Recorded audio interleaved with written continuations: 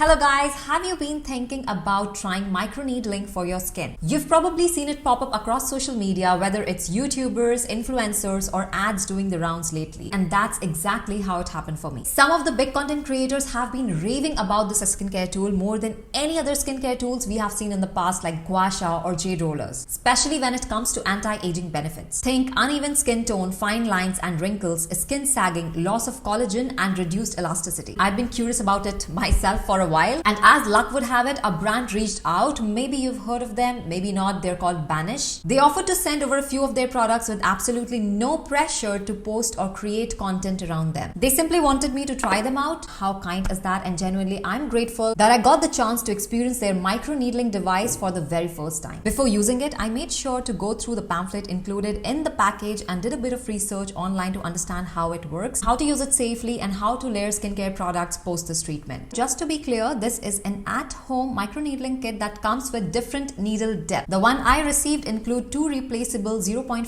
mm heads made with gold-plated titanium bristles, along with Banish's Vitamin C, E and ferulic acid serum, which is valued at $49. Now they mention each head lasts about 8 treatments. So with 2 heads, you get a total of 16 treatments, which is actually very cost-effective if you compare it to the in-clinic microneedling sessions. And based on the frequency I am using it, this kit might last me for over 6 months. Ideally, you should be using it weekly, but right now I have been using it only once in 2 weeks. And why? Because honestly, it hurts. Not just during the process, but even after 2 or 3 days after the treatment. So I'm easing into it and giving my skin time to adjust. So with all this curiosity and the research that I did, I finally began my microneedling journey on 18th May. That was my first treatment. Today, almost 2 weeks later, I am doing my second session, and I wanted to share exactly how the experience has been so far. And let me be real with you, it hurts.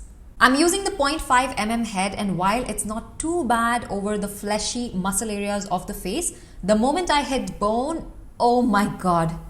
The areas around my eyes, brow bone and forehead are where I really feel the prick.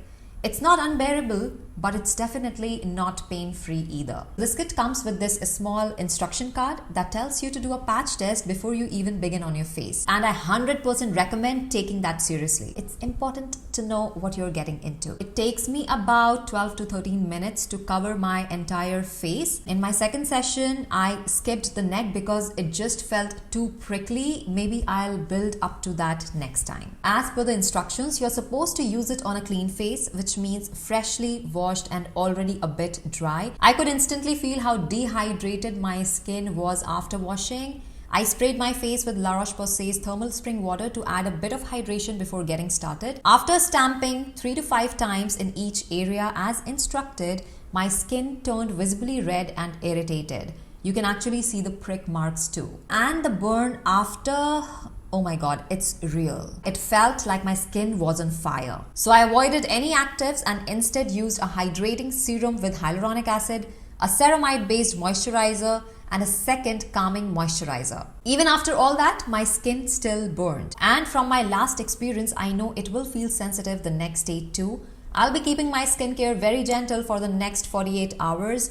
Last time my skin stayed dry for 2 to 3 days and I found myself layering hydration and moisturizers like crazy. No actives, no niacinamide, no vitamin C, no glycolic acid or lactic acids, just barrier repairing ingredients like ceramides, peptides and Centella asiatica. Around day 3, my skin calmed down enough to return to my regular routine. Now you might be wondering, why go through all this pain? Because there are studies and real user experiences that make microneedling look very promising. According to a study involving 48 subjects evaluated and automated microneedling devices' impact on aging skin signs, results showed significant improvements in wrinkle severity, skin laxity and texture at both 90 and 150 days post-treatment, with no serious adverse events reported. At this point, let's also understand how microneedling actually works. When you use a microneedling tool, you're making tiny pin pricks on your skin. These little injuries tell your body to go into repair mode, and that's where the magic begins. First, your skin sends help. Right after needling, your body sends healing cells and growth factors to fix the area. Second, then it starts building. It starts to create fresh collagen and elastin, the stuff that keeps the skin young, smooth and firm. Number 3, finally your skin gets a glow up. Over the next few weeks, it smooths out fine lines, fades dark spots and firms up looser skin. Bonus, it also wakes up your skin cells and boosts their activity so your skin acts younger from the inside out. Now, it may sound very enticing to do, but here are few very important things that no one is telling you.